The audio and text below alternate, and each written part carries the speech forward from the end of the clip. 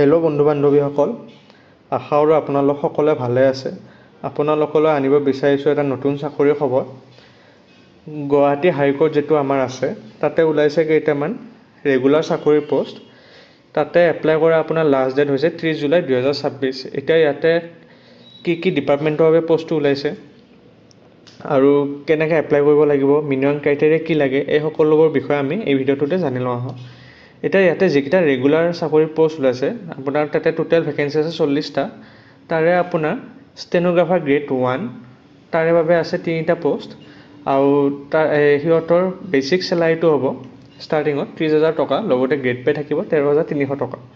তাৰপিছত আপোনাৰ আছে ড্ৰাইভাৰৰ পোষ্ট এটা আৰু ইয়াৰে বেচিক চেলাৰী ষ্টাৰ্টিঙত হ'ব 14,000 টকা, লগতে আৰু গ্ৰেড পে থাকিব 5,200 টকা। তাৰপিছত আপোনাৰ মাল্টিটাস্কিং ষ্টাফ যিটো আমাৰ পিয়ন চকীদাৰ বুলি কোৱা হয়, তাতে আপোনাৰ বেচিক পে হ'ব 12,000 টকা আৰু লগতে গ্ৰেড পে থাকিব 3,900 টকা। তাৰপিছত আপোনাৰ ষ্টেনোগ্ৰাফাৰ গ্ৰেড 2 ছেকেণ্ড গ্ৰেডৰ বাবে যিটো আছে তাতে আপোনাৰ ভেকেঞ্চি আছে 35টা। ইয়াতে আপোনাৰ বেচিক চেলাৰী ষ্টাৰ্টিঙত হ'ব 22,000 টকা আৰু লগতে গ্ৰেড পে থাকিব 9,700 টকা। এতিয়া আপোনাৰ কেটেগৰী ৱাইজ কোনটো প্ৰয়োজনৰ বাবে এজ লিমিট কিমান সেইটো চাই লওঁ। আপোনাৰ যিটো ষ্টেনোগ্ৰাফাৰ গ্ৰেড 1 আছে তাতে জেনেৰেলৰ বাবে ভেকেঞ্চি নাই। OBC, ST প্লেইনছ আৰু ST হিলছ আৰু PWD এই তিনিটাৰ বাবে এটা ভেকেঞ্চি আছে। তো সিহঁতৰ এজ লিমিটটো OBC MOBCৰ বাবে 41 বছৰ বয়স, তাৰপিছত ST প্লেইনছ ST হিলছৰ বাবে 43 বছৰ বয়স আৰু PWD কেণ্ডিডেটৰ বাবে 48 বছৰ বয়সৰ মেক্সিমাম লিমিট হয়। তাৰপিছত ড্ৰাইভাৰ আৰু পিয়ন চকীদাৰ যিটো ভেকেঞ্চি আছিলে সিহঁতৰ জেনেৰেলৰ বাবে মেক্সিমাম লিমিটটো হৈছে আপোনাৰ 40 বছৰ বয়স, OBC MOBCৰ বাবে 43, SC STৰ বাবে 45 আৰু PWDৰ বাবে 50 বছৰ বয়স। তাৰপিছত ষ্টেনোগ্ৰাফাৰ যিটো গ্ৰেড 2ৰ বাবে আছিলে সেইটো আপোনাৰ এজ লিমিট জেনেৰেলৰ বাবে 40 বছৰ মেক্সিমাম, তাৰপিছত OBC MOBCৰ বাবে 43, ST প্লেইনছ ST হিলছ আৰু SCৰ বাবে 45 আৰু PWD ইণ্ডিয়াৰ বাবে 50 বছৰ বয়স হয়। সেইটো আপোনাৰ আপাৰ এজ লিমিটটো ক'লোঁ। এতিয়া মিনিমাম ক্ৰাইটেৰিয়া কি লাগে কোনটো পোষ্টত এপ্লাই কৰিবলৈ। এতিয়া আপোনাৰ নেশ্যনেলিটিটো ইণ্ডিয়ানে হ'ব লাগিব আৰু লগতে এমপ্লয়মেণ্ট এক্সচেঞ্জ থাকিব লাগিব। আপোনাৰ যিকোনো ডিষ্ট্ৰিক্টৰ পৰা হ'ব পাৰে, আপোনালোকৰ হোম ডিষ্ট্ৰিক্টত সকলোৱে এপ্লাই কৰি ল'ব পাৰে আজিকালি অনলাইনে।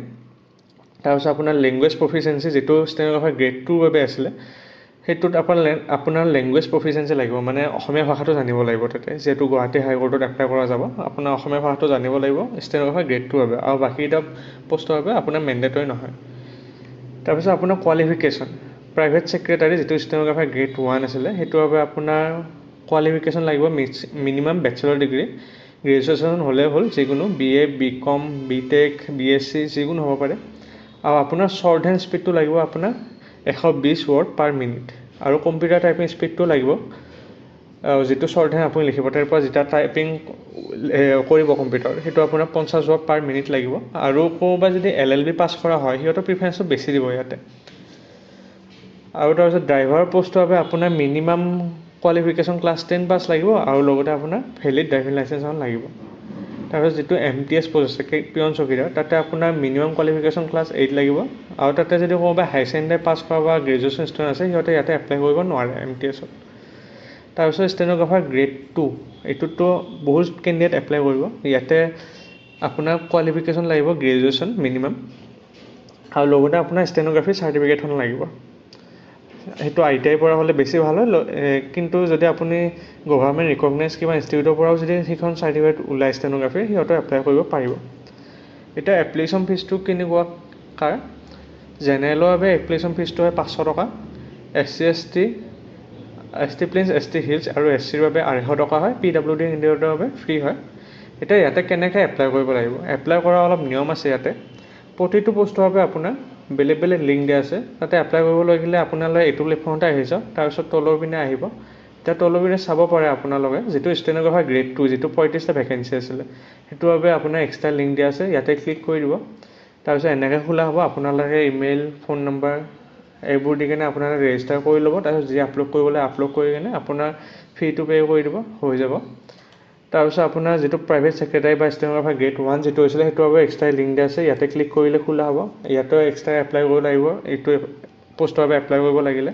তাৰপিছত ড্ৰাইভাৰ পোষ্টৰ বাবে আপোনাৰ এক্সট্ৰাকৈ লিংক দিয়া আছে, ইয়াতো নিয়মটো ছেমে। তাৰপিছত আপোনাৰ পিয়ন চকীদাৰৰ বাবে এক্সট্ৰা লিংক দিয়া আছে, ইয়াতো নিয়মটো ছেম। এতিয়া আপোনালোকে দেখাই পাইছে যে প্ৰতিটো পোষ্টৰ বাবে আপোনালোকৰ বেলেগ বেলেগকৈ এপ্লাই কৰিব লাগিব, বেলেগ বেলেগকৈ ফিও পে' কৰিব লাগিব সেইকাৰণে, যদি আপোনালোকে সকলোতে এপ্লাই কৰিব বিচাৰে। এইটোৱে হৈছিলে আপোনাৰ এপ্লাই কৰাৰ নিয়ম। এতিয়া আপোনাৰ চিলেকশ্যন প্ৰচেছ কোনটো কেনেকুৱা অলপ চাই লওঁ আহক। আপোনালোকে সেইটোৰ বাবে যিটো ইহঁতৰ অফিচিয়েল যিখন নটিফিকেশ্যন আছিলে এডভাৰটাইজৰ, সেইকেইটা খুলি চালে আপোনালোকে পাই যাব। আমি অলপ চাই লওঁ বাৰু। যিটো ষ্টেন'গ্ৰাফাৰ গ্ৰেড 2ৰ বাবে আছিলে সেইটোৱে আমি চাই লওঁ, এইটো যিহেতু বহুত কেণ্ডিডেট এপ্লাই কৰিব। এইটো আপোনালোকে চাব পাৰে ইয়াতে চিলেকশ্যন প্ৰচেছ কেনেকুৱা। প্ৰথম ষ্টেজতটো আপোনাৰ শ্বৰ্ট হেণ্ড টেষ্টে হ'ব। প্ৰথমতে ডিক্টেশ্যন টেষ্টটো প্ৰথম ষ্টেজতে হ'ব আপোনালোকৰ। তাতে আপোনালোকে চাব পাৰে কিমান স্পীডত হ'ব। 7 মিনিটৰ ডিক্টেশ্যন দিব, তাৰপিছত আপোনাৰ 100 মাৰ্কছৰ হ'ব। তাৰপিছত কম্পিউটাৰত আকৌ টাইপিং কৰিব আপোনালোকে টাইম দিব 25 মিনিট। তাৰপিছত যোনে যোনে ষ্টেজ 1টো ক্ৰছ কৰে সিহঁতৰ বাবে ৰিটেন টেষ্ট হ'ব। ৰিটেন টেষ্টৰ পাছত আকৌ থাৰ্ড ৰাউণ্ডটো আপোনাৰ কি হ'ব, থাৰ্ড ৰাউণ্ডটো আপোনাৰ আৰু সেই নহয়, ইণ্টাৰভিউ আৰু নহয়, তাৰমানে মেইনলি 2টা ৰাউণ্ডে হ'ব। প্ৰথমে আপোনাৰ ষ্টেন'গ্ৰাফি টেষ্ট, তাৰপিছত আপোনাৰ ৰিটেন টেষ্ট। তাৰপিছত যোনে যোনে সেইটো ক্লিয়াৰ কৰে সিহঁতে চাকৰি পাই যাব। এতিয়া বাকীটাও আমাৰ কেনেকুৱা নিয়ম চাই লওঁ। ষ্টেন'গ্ৰাফাৰ 1টো আপোনাৰ নিয়মটো ছেইমে হ'ব লাগে। এইখন হৈছে আপোনাৰ অফিচিয়েল এডভাৰটাইজখন।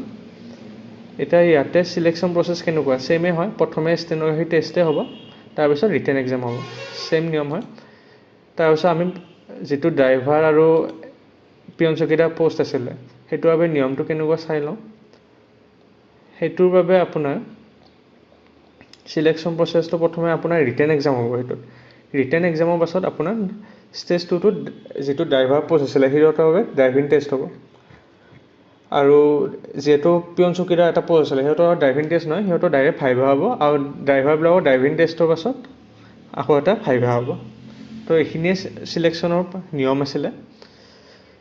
তো আপোনালোকে এনেকৈ যদি আৰু নতুন চাকৰি এডভাৰটাইজ পাই থাকিব বিচাৰে তেতিয়াহ'লে আপোনালোকে ষ্টাডি মেৰো কেৰিয়াৰ্ছৰ এইটো ইউটিউব চেনেল লাইক কৰি দিব, ছাবস্ক্ৰাইব কৰি দিব। নহয়তো আপোনালোকে ইয়াতে হোৱাটছএপ বা টেলিগ্ৰাম চেনেলটো ইয়াতে জইন কৰি ল'ব পাৰে। নহয়তো আপোনালোকৰ ইমেইলটো ইয়াতে দি দিব পাৰে। আপোনালোকে নতুন চাকৰি এডভাৰটাইজ ৰেগুলাৰলি পাই থাকিব। ধন্যবাদ।